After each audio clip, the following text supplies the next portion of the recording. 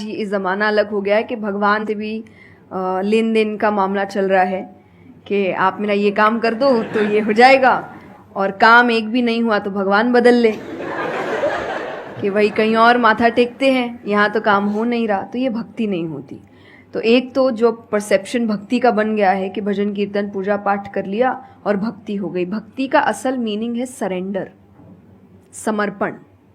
और समर्पण व्यक्ति कब करता है? जब पहला चीज विश्वास होता है कि वो जो भी करता है वो सही करता है। मुझसे कई बार लोग पूछते हैं कि आप बहुत ज़्यादा डिप्रेशन में नहीं जाते, या कोई आपने सब कुछ देखा है, चाहे स्ट्रगल है, इंसल्ट है, रिजेक्शन है, हर फील्ड में हर चीज़ होती है। अगर आप आगे बढ़ रहे हैं, कोई पोजीशन पे जाने की कोशिश करें तो आपको इनका सामना करना पड़ेगा, ये जिंदगी के साथ आता है तो आपको सामना। लेकिन मुझे कभी दिक्कत नहीं दी ये चीज़ें। क्यों? क्योंकि जो मैंने कहा समर्पण, मुझे पता है कि एक ऐसी शक्ति ऊपर बैठी है जो मेरा बुरा नहीं चाहती। तो कई बार बुरी चीज़ें भी मेरी ज़िंदगी में हो रही है, मुझे पता है वो मेरे अच्छे के लिए है क्योंकि वो कर रहा है। तो ये समर्पण, ये भक्ति है। तो ये आपको हारने नहीं देती। क्यों हारेंगे आप? क्योंकि आपको पता है ना कि वो हारने देगा नहीं। तो आप अपने आप गिरे, आप फिर उठेंगे कि नहीं भाई अभी गिरना शायद ज़रूरी होगा, उसका इशारा है, इसीलिए चलो फिर उठते हैं, फिर आगे बढ़ते हैं। तो अर्जुन ने भी जब समर्पण की बात गीता जी में आती है तो कई लोग कहते हैं कि धर्म का मतलब होता है अंधविश्वास। नहीं, क्योंकि अगर अंधविश्वास होता, अंधविश्वास में क्वेश्चन करना अलाउड नहीं होता आपको। गीता अगर सिर्फ भगवान की बात होती तो 2 पन्ने में खत्म हो गई होती।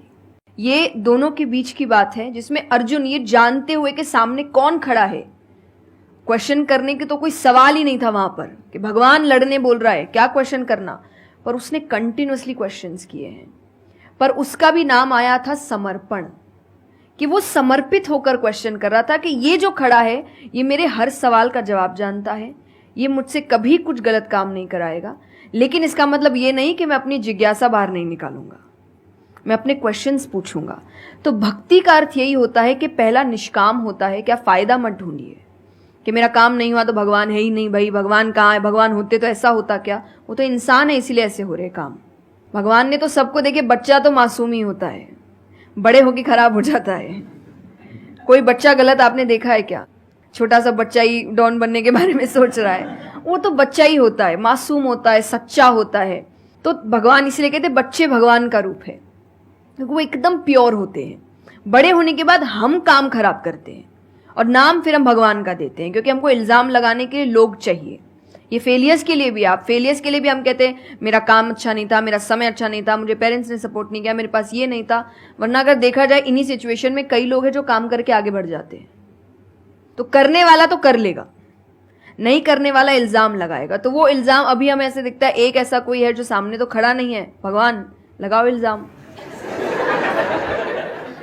एक फोटो है ना इंटरनेट पे कि भगवान खड़े, छोटी बच्ची खड़ी है, छोटी बच्ची के हाथ में एक टेडी बेयर है, तो भगवान वो मांग रहे हैं और वो बच्ची बोली मुझे बहुत अच्छा लगता है, मुझे नहीं देना। उसको नहीं पता कि भगवान के पास पीछे एक बड़ा सा टेडी बेयर रखा है और भगवान उसको कह रहे कि बस दे दो और मुझ पे विश्वास रखो कि वो दे दो छोटी चीज जो तुमसे, आपको वो बुरी लग रही है उस वक्त कि मेरे साथ गलत हो गया या मेरा छोटा काम नहीं हुआ, मैंने तो इतनी पूजा की थी, इतना काम किया था। शायद तुम उस काम के लिए नहीं बने हो, तुम और बड़े चीज के लिए बने हो। तो निष्काम क्या है कि आपकी भक्ति निष्काम है, स्वार्थ से नहीं बनी है, तो भक्ति आगे बढ़ेगी। दूसरा सरेंडर, कि मेरे हर सवाल का उत्तर सिर्फ उसके पास है। तो ये 2 चीजें भक्ति बनाती है, 2 चीजें जो भक्ति में। तीसरा हम जब करते हैं सत्संग, जो उन्होंने कहा सत्संग का एक सत्य के संग। तो सत्य कौन है? जब हम शास्त्रों में देखते हैं सबसे पहला श्लोक जो श्रीमद् भागवत में आता है वो भगवान का स्वरूप बता रहा है। उसमें है सच्चिदानंद रूपाय। सच्चिदानंद का मतलब होता है 3 चीजें मिलकर बनती है, वो है सत, चित और आनंद। जो ये 3 चीजों को जीवन में समझ लेगा सही से, उसने भगवान को समझ लिया, क्योंकि भगवान का रूप ही सच्चिदानंद है। तो सबसे पहला है सच, जो कहा गया सच की राह पर चलो। जो हम ये एक्चुअली आपने एग्जैक्ट वर्ड उस वक्त बोले, मैं अपनी कथा में भी कहती हूँ कि आजकल हम इतनी छोटी छोटी बातों पे झूठ बोलते हैं कि हम किसी से मिलने जा रहे हैं और हम घर से भी नहीं निकले, अरे 5 मिनट, अरे सिग्नल पे खड़ा हूँ, अरे बस पहुंच गया, अरे क्या हो गया, वो 2 बातें तो सुनाएगा ना सिर्फ कि तुम समय लेकर नहीं आए। पर हम इतनी इतनी सी बातों में झूठ बोल रहे हैं। ये हमें लगता है कि कोई बड़ी बात नहीं, पर ये बहुत बड़ी बात है कि आप इतना भी सच का सामना नहीं कर सकते, और फिर हमें लगता है कि हम लाइफ के जो प्रॉब्लम्स है उसका सामना कर लेंगे, खुद के सच का तो सामना कर नहीं पा रहे हैं। जिंदगी का सच सामने आएगा तब तो बैंड ही बज जाएगी पूरी, क्योंकि वो कठिन है। जिंदगी आसान नहीं है, किसी के लिए नहीं, भगवान के लिए भी नहीं हुई। आप राम जी को उठाइए, कृष्ण जी को उठाइए, जब तक यहां रहे कोई सुखी नहीं रहा।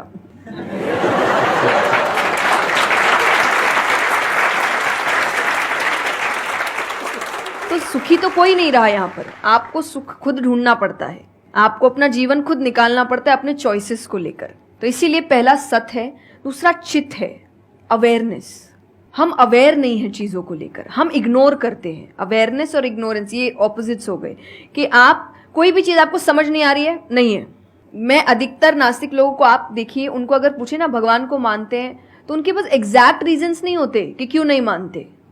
बस नहीं है, दिखा नहीं, मुझे नहीं दिखा तो नहीं है। तो तुम्हें तो बहुत चीजें नहीं दिख रही। मेरे पापा इस पर मैंने एक बार उनसे क्वेश्चन किया था कि बोले तो पापा कैसे जवाब दे। पापा बोले उनको पूछना उन्होंने अपने परदादा को देखा था। देखा तो नहीं होगा,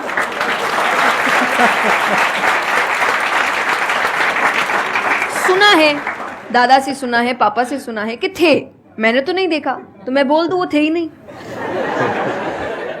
कुछ तो सच्चाई होगी, उसको ढूंढने की कोशिश करो। मैं धर्म के लिए हमेशा कहती हूं कि आपको ढूंढना पड़ेगा।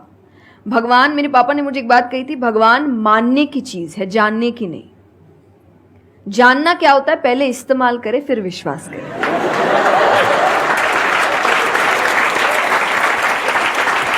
कि पहले देखेंगे है कि नहीं है, फिर बताएंगे। तो वो तो भगवान है, वो कहेंगे देख मैं भी घुमाता हूं। वो भगवान है भाई। उनको अगर आप बोलोगे कि मेरे सामने आ, मुझे दिखा तू है कि नहीं, तो बोलेंगे घूम, नहीं दिखाता, कभी नहीं हुई, नहीं जा। तो भगवान मानने की चीज है, मानो वो अपने आप जना देंगे वो कहाँ है। तो भगवान के लिए माना गया कि पहले आपको मानना पड़ता है, दैट इज सरेंडर, कि मैं मानता हूं, मैं इसीलिए पढ़ रहा हूं। अधिकतर लोग अभी पढ़ क्यों रहे हैं, जान क्यों रहे, गलत साबित करने के लिए। और दुनिया के लिए भी, आप किसी भी चीज को जानने की कोशिश करो तो सिर्फ एक खाली दिमाग से जानने की कोशिश करो, अपने दिमाग से नहीं कि मुझे गलत साबित करना इसीलिए पढ़ता हूं चलो। तो फिर आपका दिमाग सीधा उस गलत बात पे ही जाएगा कि देखो मैंने तो बोला ही था गलत है। और उसके आसपास कितनी अच्छी बातें लिखी होगी आप देखेंगे नहीं, पर आपको जो बस साबित करना है, आप उस लोग सुनते भी आजकल इसीलिए है। मैं कथा में एक बात कहती कि उस आजकल कथा ही बची है सुनने वाली चीज, वरना आप कहीं भी दो लोगों को देखिए वो बोलेगा मैं बोलता हूँ, नहीं मैं बोलता हूँ, नहीं मैं बोलता हूँ। दुख देखिए किसी के, प्रॉब्लम्स को एक बोलता है अरे मेरी जिंदगी अच्छी नहीं चल रही, अरे मेरी उससे भी खराब है। आप किसी से मदद भी कहाँ मांगेंगे कि वो एक दुख सुनाओ वो 4 सुनाता है, तो क्या ही मदद मांगे कि तो मेरे से दुखी है, तू मेरे से और 500 रुपए रख भाई। ये तो लोग हर वक्त कोई सुनना नहीं चाह रहा, और सुन भी रहे हैं तो इसीलिए कि ताकि बस मैं बोल सकूं, कि ये खत्म करे बस जल्दी से चुप हो ताकि मैं बोलूं। तो ये बंद करिए। भगवान ने अर्जुन की पहले पूरी बात सुनी थी, एक बार भी बीच में इंटरप्ट नहीं किया, उसकी पूरी बात सुनी। क्यों? तभी वो आंसर ठीक से कर पाएंगे। अगर आप बीच में हर चीज में इंटरप्ट करेंगे, लोगों के ओपिनियंस में इंटरप्ट करेंगे, तो आप उनकी बात को नहीं समझ पाएंगे। जितना सुनेंगे उतना सीखेंगे, क्योंकि बोलोगे तो वही जो आता है, पर सुनोगे तो कई बार ऐसी चीजें पता चलेगी जो नहीं पता, जो नहीं आता है।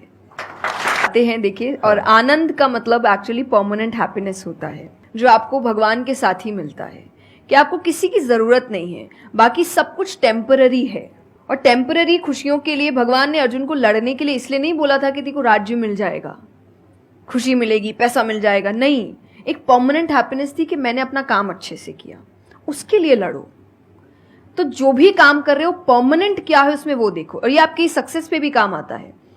भगवान जैसे अब हम कहते हैं ना कि दुनिया में कुछ सच नहीं है, संसार सच नहीं, इसका मतलब क्या? छोड़ने के लिए नहीं। क्या आप पहली चीज, जब दुख आ रहा है तो डिप्रेशन में मत जाओ, क्योंकि आप जानते हो ये भी परमानेंट नहीं है, टेम्पररी है, कल फिर ठीक हो जाएगा। खुशी आ रही है तो घमंड मत करो, ये भी निकल जाएगा, ये पोजीशन भी ज्यादा समय तक रहेगी नहीं, तो उसको रखने के लिए काम करते रहो। तो भगवान हर चीज में कहते बैलेंस्ड रहो, और परमानेंट वो है उसके पीछे भागो।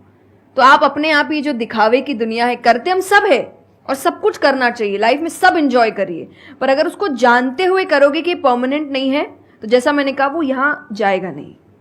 जैसे एक पक्षी है, आप पेड़ पे उसको बैठा दो और फिर जिस ब्रांच में वो बैठी उसको काटने लगो, और जब तक ब्रांच नहीं गिरेगा वो नहीं हटेगी, क्योंकि उसको ब्रांच पे भरोसा है ही नहीं।